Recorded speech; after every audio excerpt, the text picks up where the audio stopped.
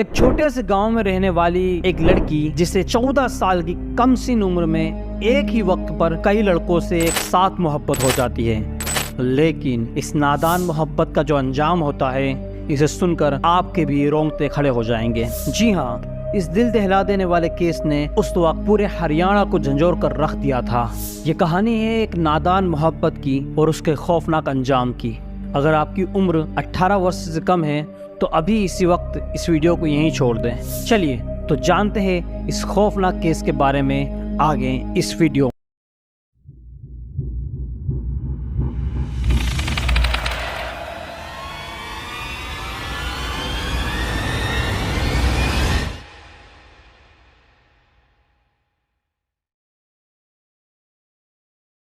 कहानी है हरियाणा की। हरियाणा के सोनीपत में एक थाना लगता है, राय थाना। और ये कहानी इसी राय थाने के एक गांव की है। और गांव का नाम मैं क्यों नहीं बता रहा हूँ, उसमें भी एक लॉजिक है, वो मैं आपको इस वीडियो के एंड में बताऊंगा। तो इस कहानी को जानने से पहले आपको चलना होगा लगभग 4 साल पहले। मध्य प्रदेश में एक गांव लगता है टीकमगढ़, और इसी टीकमगढ़ में रहने वाले एक शख्स जिसका नाम होता है गंगाराम। ये कहानी इसी गंगाराम की और उसके परिवार की है। गंगाराम की शादी एक शोभा नाम की महिला से होती है। शोभा की पहले शादी हो चुकी थी। उस शादी से शोभा की एक बेटी थी। पहला पति मर जाता है, उसके बाद फिर उसकी शादी गंगाराम से होती है। अब गंगाराम से जब शादी हुई तो फिर शोभा अपनी उस बेटी को लेकर गंगाराम के पास आ जाती है। गंगाराम के पास आने के बाद गंगाराम और शोभा के भी 2 बच्चे होते हैं। एक बेटी होती है जिसका नाम होता है आस्था, लगभग 4 साल की उसकी उम्र होती है। एक बेटा होता है जिसका नाम होता है ऋतिक। ऋतिक और आस्था में 1 साल का फर्क होता है। अब परिवार इतना बड़ा होता है, 2 बेटियां और एक बेटा। तो फिर गंगाराम और शोभा को लगा कि इस टीकमगढ़ में ना अपने हिसाब से रोजगार है, ना कोई अपने हिसाब से चीजें हैं, फिर यहाँ पर रहने का कोई मतलब नहीं है। तो हम लोग कहीं ऐसी जगह जाते हैं जहाँ पर कुछ काम धंधा भी किया जा सके। तो फिर गंगाराम और शोभा अपने उस टीकमगढ़ को छोड़ते हैं, अपने राज्य को ही छोड़ते हैं और पहुँच जाते हैं हरियाणा।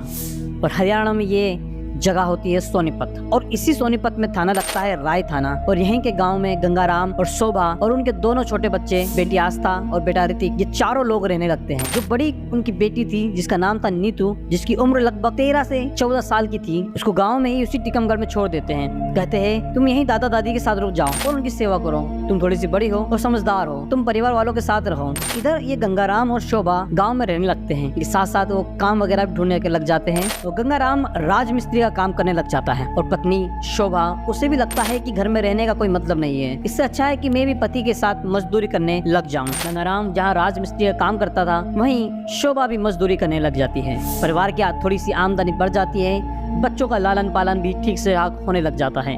धीरे धीरे वक्त गुजरता है। साल 2021 में ये लोग यहाँ पर आए थे, अब 2023 आ जाता है। लगभग 2 साल का समय बीत जाता है। अब ये लोग यहाँ पर अच्छे से सेट हो चुके थे और अच्छा खासा घर भी चलने लगा था। यहाँ के आसपास के लोग भी इन्हें अच्छे से पहचानने लगे थे, और उनके बच्चों से भी मकान मालिक को अच्छा खासा लगाव हो गया था। यहाँ के लोग इन्हें ठीक ठाक और अच्छी छवि के रूप में देखने लगे। अब क्योंकि 2023 आ गया था, इधर जो बेटी नीतू, जिसे वहाँ पर वो लोग छोड़ कर आए थे अकेले, तो शोभा को लगता है कि हमें बेटिया को अब यहाँ पर बुला लेना चाहिए। गंगाराम से कहती है कि हमें नीतू को यहाँ बुला लेना चाहिए, वो घर का काम काज कर लेगी, मैं बाहर का मजदूरी कर लूंगी। गंगाराम को भी लगता है कि हाँ, ये बिल्कुल ठीक बात है, वो यहाँ रहेगी तो हमारी थोड़ी मदद हो जाएगी। इसीलिए फिर फरवरी महीने में जो नीतू है, उसको गंगाराम और शोभा टीकमगढ़ से यहाँ पर राय थाने के इस गाँव में लेकर आ जाते हैं। अब टीकमगढ़ से वो यहाँ पर आती है। आने के बाद वो भी यहाँ पर रहने लगती है, क्योंकि बेटी अब 14 साल की हो चुकी थी, इसीलिए उसका यहाँ पर भी स्कूल में नाम लिखा दिया गया। अब वो सुबह का नाश्ता बनाने के बाद स्कूल चली जाती थी।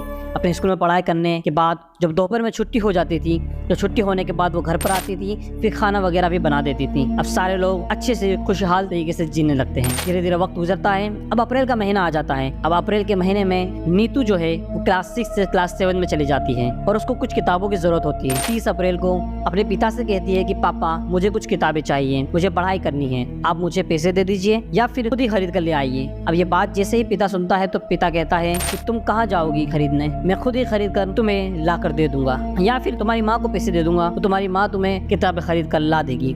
अब ये कहने के बाद गंगाराम और शोभा अपने काम पर निकल जाते हैं। नीतू यहाँ पर अकेली थी। अब यहाँ पर गंगाराम और शोभा राजमिस्त्री का काम करने लग जाते हैं। राजमिस्त्री का काम करने के बाद शोभा अपने पति से कहती है, मेरा काम यहाँ पर खत्म हो चुका है, मुझे पैसे दे दो, मैं किताब खरीदूंगी। अब इधर गंगाराम भी कहता है ठीक है जाओ, लेकिन दोपहर तक आ जाना। जब शोभा घर पर आती है, आने के बाद फिर कमरे में देखती है दोनों बच्चे तो है, लेकिन नीतू गायब है।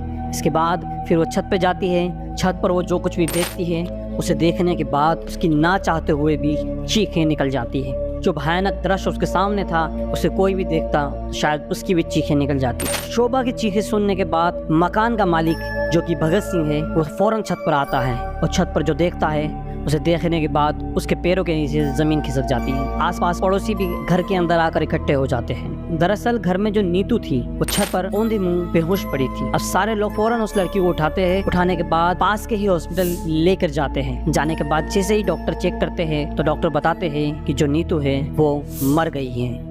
ये बात जैसे ही शोभा सुनती है तो शोभा वहाँ पर फुट फुट कर रोने लग जाती है। उसको तो जैसे कुछ समझ ही नहीं आ रहा था कि एक अच्छी वाली लड़की अचानक से कैसे मर गई। इधर जो गंगाराम राजमिस्त्री का काम कर रहा था वो भी भागा भागा हॉस्पिटल पहुँचता है। जैसे ही वो सब कुछ देखता है उसे देखकर वो बिल्कुल बदहवास हो जाता है। यहाँ पर शोभा और गंगाराम दोनों फुट फुट कर रो रहे होते हैं। इसी बीच कोई पुलिस को फोन कर देता है। अब जो राय थाना था वहाँ के जो पुलिस वाले थे वो भी मौके पर पहुँच जाते हैं। मौके पर पहुँचने के बाद पुलिस वाले डॉक्टर से पूछते हैं कि आखिर क्या हुआ है। तो डॉक्टर जवाब देते हैं हमारे पास इस लड़की को लाया गया है और ये बताया गया है कि ये बेहोश होकर गिर गई है, लेकिन जब हमने इसे चेक किया तो ये पता चला कि ये तो मर चुकी है। तभी पुलिस वाले लड़की के माता पिता से पूछने की कोशिश करते हैं, लेकिन ना तो माँ उस हाल में थी कि कुछ बोल सके, ना ही पिता उस हाल में थे कि वो कुछ बता सके। दोनों दहाड़े मारकर रो रहे थे और आसपास के सारे लोग उन्हें समझा रहे थे, जैसे तैसे करके हिम्मत दे रहे थे, लेकिन जिसके घर की बिटिया गई हो वो क्या ही करे।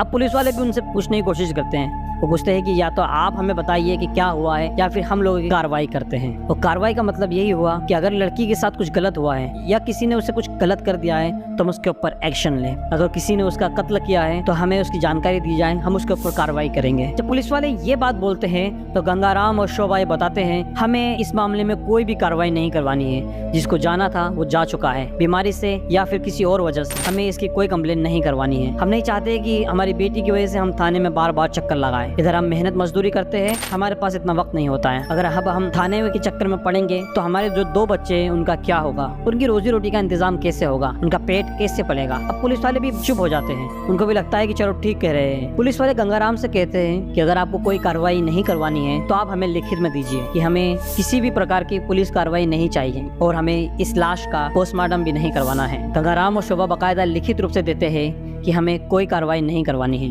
और हम इस मामले से संतुष्ट है कि हमारी बिटिया उसकी मौत हो चुकी है और वो हमें छोड़कर जा चुकी है। अब चूंकि सारी चीजें हो गई थी, सारी औपचारिकताएं पूरी हो चुकी थी, अब लाश को ले जाने की बारी आती है। अब लाश को अस्पताल वाले पैक कर रहे थे और इसी पैकिंग के दौरान वहाँ पर जो डॉक्टर मौजूद था उस डॉक्टर को लाश को देखकर कुछ ऐसा लगता है कि शायद इस लड़की का मर्डर हुआ है और मर्डर से पहले इस लड़की का रेप भी हुआ है। अब जैसे ही डॉक्टर को इस बात का अंदेशा हुआ तो डॉक्टर ने ये बात पुलिस को बताई। पुलिस भी ये बात समझ चुकी थी कि मामला जितना सिंपल दिख रहा है ना वो सिंपल है नहीं। डॉक्टर पुलिस वालों से कहता है कि ये मामला एक मर्डर का है और मुझे अपने तजुर्बे से लग रहा है कि लड़की का रेप भी हुआ है, क्योंकि लड़की के कपड़े भी अस्त व्यस्त हैं। इतनी देर में मीडिया भी वहाँ पहुँच जाती है। मीडिया बाकायदा पूरी चीज को लाइव कवरेज देने लग जाती है। अलग अलग बातें अलग अलग तरीके से बताई जाने लगती हैं। डॉक्टर को ये अंदेशा है कि ये मामला रेप और मर्डर का है। ये बात मीडिया कर्मियों को पता चल जाती है और वो इस बात को बड़ा चढ़ाकर बताने लग जाते हैं। पुलिस को लगता है कि अगर हम इस मामले को रफा दफा कर देंगे तो कल को हमें भी बड़ी दिक्कत हो सकती है। पुलिस वाले कहते हैं कि परिवार वाले चाहे जितना भी लिखित में दें, जितना भी कार्रवाई से मना करें, लेकिन हमें इस लाश को अपने कब्जे में लेना होगा और इस पर कार्रवाई करनी होगी। पुलिस वाले लाश का पोस्टमार्टम कराते हैं। 30 तारीख को पोस्टमार्टम होता है। रात को 1 या 2 तारीख को पोस्टमार्टम की रिपोर्ट आती है और पोस्टमार्टम की रिपोर्ट में रेप का तो नहीं लेकिन मर्डर की पुष्टि हो जाती है और पोस्टमार्टम रिपोर्ट में ये क्लियर हो जाता है कि लड़की की गला घोंटकर हत्या की गई है। अब ये मामला जैसे ही नेचुरल डेथ से करवट लेकर मर्डर तक पहुंचा, परिवार वालों से पूछताछ शुरू की गई।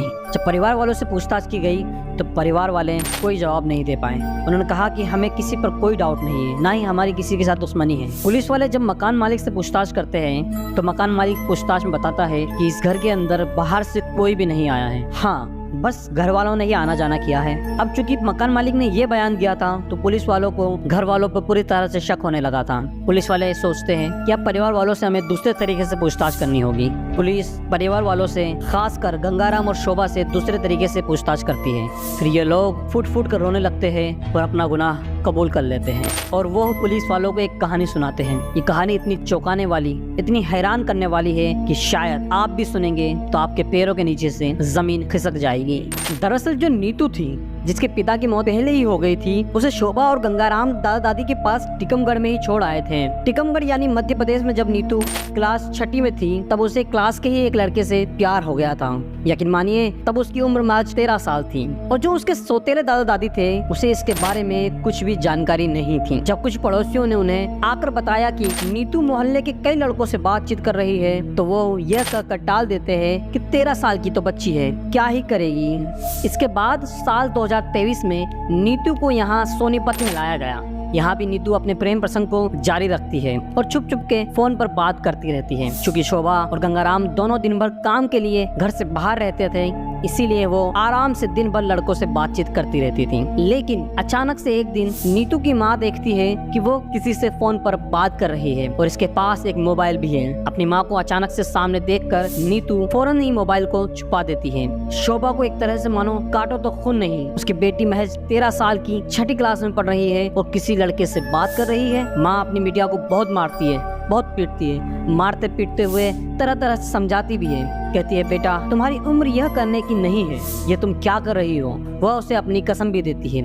उसके बाद नीतू भी कहती है ठीक है मैं नहीं बात करूंगी। लेकिन जैसे ही वक्त गुजरता है थोड़े टाइम बाद फिर से शोभा देखती है कि नीतू किसी से बात कर रही है और इस बार कोई और लड़का है। वो उसे फिर मारती पीटती है और समझाती है, लेकिन ये घटनाएं बार बार होने लगती है। वो कई लड़कों से बात करती है, कभी वॉशरूम में छुपकर तो कभी छत पर जाकर बात करती है और मोबाइल भी ऐसी जगह छुपाती है कि गंगाराम तो नहीं लेकिन शोभा जरूर मोबाइल को बार बार पकड़ लेती है और बार बार मोबाइल उससे छीन कर रख लेती है। लेकिन नीतू फिर कहीं से मोबाइल का जुगाड़ कर लेती है। परिवार वालों का मानना है कि करीब 1.5 महीने में लगभग 50 बार शोभा ने इसको पकड़ा और 50 बार नीतू इसी तरह से कहती है कि अब मैं बात नहीं करूंगी, लेकिन करती रहती है। शोभा को लग गया कि यह अब मेरे बस का नहीं है, तो फिर शोभा ने इसके बारे में गंगाराम को बताया। अब गंगाराम जब ये बात सुनता है उसका भी गुस्सा 7वें आसमान पर चला जाता है। वो उसको डांटता फटकारता और कहता कि ऐसे काम नहीं होने चाहिए। अब जैसे ही गंगाराम बोलता है तो फौरन नीतू पलटकर जवाब देती है और कहती है कि तुम कौन होते हो मुझे बताने वाले। मेरा जो मन होगा मैं वो करूंगी, मुझे जिसके साथ रहना होगा मैं उसके साथ रहूंगी। और तमाम तरह की जलील बातें बोलती है और जो जो उसने बोला था शायद मैं आपको बता भी नहीं सकता। अब ये चीजें लगातार होने लगती है। वो अब यहाँ भी पड़ोसी के लड़के और स्कूल के लड़कों से बातें करने लगती है। परिवार वाले बार बार समझाते हैं, कई बार झगड़ा होता है, कई बार ये लोग मारते पीटते और नीतू इस मारपीट और झगड़े की इस कदर आदी हो गई थी कि वो अपने परिवार वालों के सामने लड़कों से बात करती और ऐसी बातें करती कि शायद शोभा भी सुनती तो शर्मा जाती। अब ये चीजें लगातार चलती रहती है और इसी बीच एक तारीख आती है। तारीख थी 29 अप्रैल 2023 की। जी हाँ, 29 अप्रैल के दिन रात में ये लोग खाना खाने के लिए बैठते हैं। फिर से वही मामला होता है, वही विवाद उठता है कि नीतू किसी लड़के से बात कर रही थी। अब ये बात जैसे गंगाराम सुनता है तो खाते टाइम पूछता है कि ये चीजें सही नहीं है, तुम इस चीज को कभी बंद करोगी या नहीं करोगी। पलट के सीधा नीतू अपने पिता के मुंह पर जवाब देती है और कहती है कि मैं इसे बंद नहीं करूंगी, तुम्हें जो करना है करो और अगर आप ज्यादा परेशान करोगे तो मैं किसी के साथ भाग जाऊंगी। उसके बाद वो खाने से उठकर अपने कमरे में चली जाती है, कमरा अंदर से बंद करती है और परिवार वालों के आगे ही बात करने लग जाती है। अब गंगाराम और शोभा को लगा कि शायद मामला हाथ से निकल चुका है। फिर क्या था, उनको लगा कि अब ये जिंदा रहेगी तो फिर हमारी बहुत बदनामी होगी, इसीलिए वो कत्ल का एक खौफनाक प्लान बनाते हैं और कत्ल के साथ इस बात का भी प्लान बनाया जाता है कि चाहे जो हो जाए मर्डर कहीं से भी मर्डर ना लगे। अगर कहीं से मर्डर लगे भी तो ऐसा ना लगे कि इस मामले में हमारा कोई हाथ है। 7 बजे सुबह जब लड़की कमरे में सो रही थी तो ये दोनों लोग कमरे के अंदर जाते हैं। गंगाराम हाथ पकड़ता है, तभी लड़की की माँ यानी शोभा वो सीने पर बैठ जाती है और बड़ी बेरहमी से गला दबाकर नीतू का कत्ल कर देती है। वे कत्ल करने के बाद उसकी लाश को छत में ले जाकर छोड़ देते हैं। फिर ये दोनों इत्मीनान से नाश्ता करते हैं और उसी अंदाज में अपनी नौकरी अपने काम पर जाते हैं। इस अंदाज में पड़ोसी और मकान मालिक उन्हें देखते रहते हैं। काम करने के बाद फिर उसी प्लान के तहत सबके आगे जो वहाँ मकान मालिक और बाकी जो मजदूर थे वहाँ पे शोभा बोलती है कि घर पे जाना है, नीतू को किताब दिलवानी है, ताकि सारे लोग अच्छे से सुन सकें कि ये तो घर पर किताब दिलवाने के लिए जा रही है। उसके बाद वो घर पर जाती है और उसी तरीके से चीखने और चिल्लाने का नाटक करती है। उसी तरीके से हॉस्पिटल में भी नाटक, और इसका नाटक देखकर कायदे से पुलिस वाले भी एक बार सख्ते में आ जाते हैं कि कोई इंसान इस तरह से नाटक कैसे कर सकता है। फिलहाल अभी दोनों को गिरफ्तार कर लिया गया है और गिरफ्तार करने के बाद मामला कोर्ट में जाएगा। तो फिलहाल ये थी पूरी कहानी। आपको क्या लगता है, क्या इस मसले का किसी और तरीके से हल नहीं किया जा सकता था? लड़की नाबालिग थी, उसकी काउंसलिंग भी की जा सकती थी, क्या उसे मारना जरूरी था? इस कहानी के बारे में आपकी क्या राय है, कमेंट करके जरूर बताएं। और अगर आपने अभी तक चैनल को सब्सक्राइब नहीं करा है तो चैनल को सब्सक्राइब कर लें, ताकि हम आगे भी आपको इसी तरह